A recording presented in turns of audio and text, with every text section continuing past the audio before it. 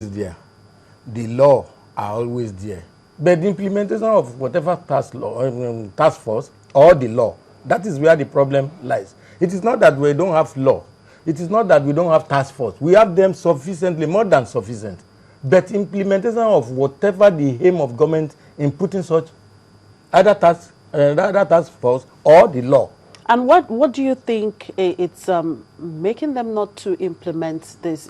You are a participant Yes. there. You are a stakeholder there. I am. You trade there, so you should know what are the issues. The issue is when you want to institute a panel or committee, or what do you call it right now, you start selecting people from Abuja, selecting people from far away, from where we need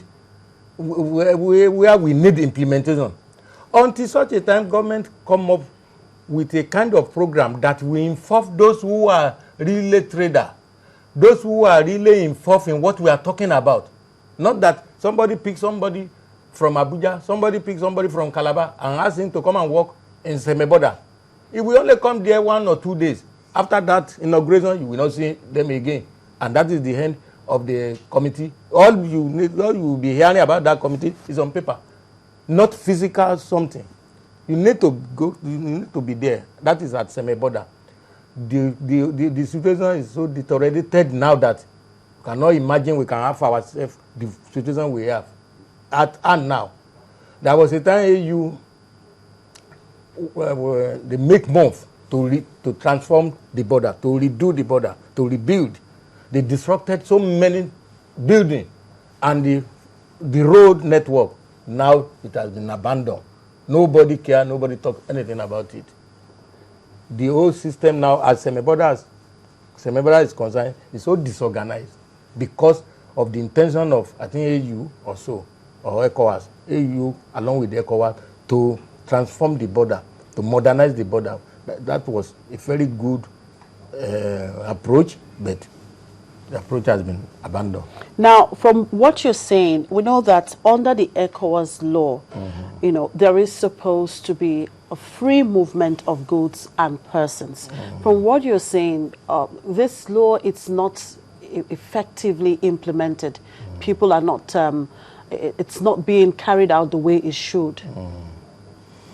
Well, it is so, but not the way you are taking it. You know, when we want to talk about all this border, the originality, we should not forget about it. God, from time immemorial, they've been living together without any paper involvement, without any law regulating their activity. We have been trading together before they bump somebody like me. All of a sudden, we want to transform it into a modern trading activity.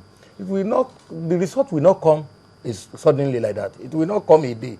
It is not a day job. It is long time process, because people that have been used to one kind of life before and suddenly something bring about changes. Changes doesn't come easily. What I'm saying is that the two neighboring countries is as good as two neighboring villages. Where they met, they have culture, they have what they observe and living together.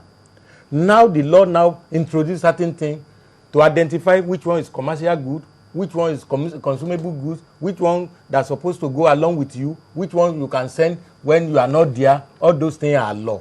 It takes time to separate what this one stands for from what this one's supposed to be. All right. Now, most traders, most traders across the border are often perceived as smugglers. How would you react to that? That perceiveness is not correct. It's not correct. If most trading across the border are smuggler, Nigerian custom will not have 1 dime, 1 kobo, 1 naira to account. Does smuggler pay duty? It is sufficient evidence that all traders moving across the border are not smuggler. If custom can claim that they generated so much from border activities, that shows that there are some trading activities going on within the border genuinely. Yeah, but we have quite a number of, smuggling is quite rampant, across the border. That is to buttress what I said earlier. If you carry half bag of rice or 1 bag of rice now, you are coming from a village from Cotonou side. You are going to another village in Nigeria. How do we describe that one? Somebody will now describe you as a smuggler? No, that is not smuggling. And those are the kind of something we find rampant within the transborder area, within the border community. Somebody will carry 1 bag. By the time you line them up, maybe 1,000 people carry one bag of rice each. Individually, they've not committed any offense. But by the time you concentrate those 1,000 bag of rice, it become offense. Custom can now identify that as a commercial quantity. By the time custom start concentrating them in a particular point, you drop your bag. In the evening, custom will now say they've confiscated 1,000 bag of rice, forgetting that they confiscated 1,000 bag of rice from individual 1,000 people that qualify to carry one bag. Okay, well, you were talking about bringing in a bag of rice. Well, before I take you on that importation of rice, we'll just have to hold your thoughts there. We'll take a short break. We'll go on another short break, and when we return, we will continue with that conversation. Just stay with us.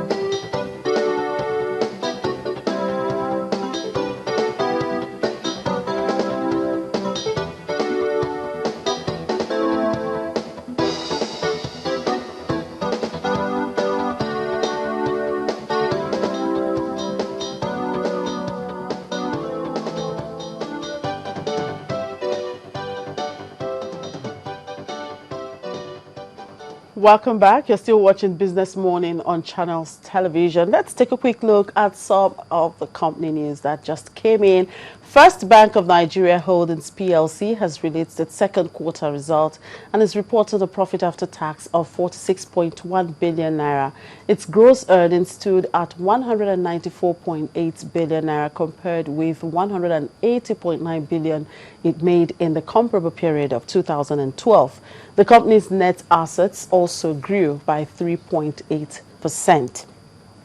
And Dangote Flour Mill also posted its result for the second quarter ended June 30, 2013. The company's revenue for the period grew slightly by 1.7%. However, it recorded a loss before tax and loss after tax. Its net assets also dropped by 16.4%. Well, we'll go back to that discussion, and Miki Okola is still standing by. Yeah, you were talking about customs impounding bags of rice coming in. I know that importation of rice and some other products through land border areas are now prohibited. Yes.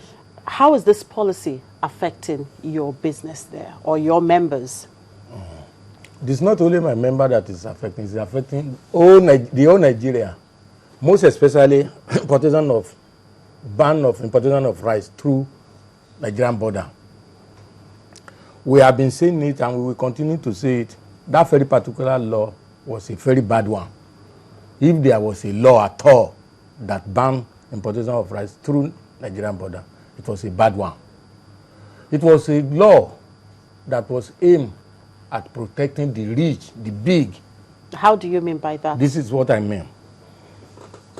If we have trained custom officers, we are having them today, and the only excuse government can bring out is that there was leakage of custom duty from collection from importation of rice, and that was the only reason why they said they ban rice.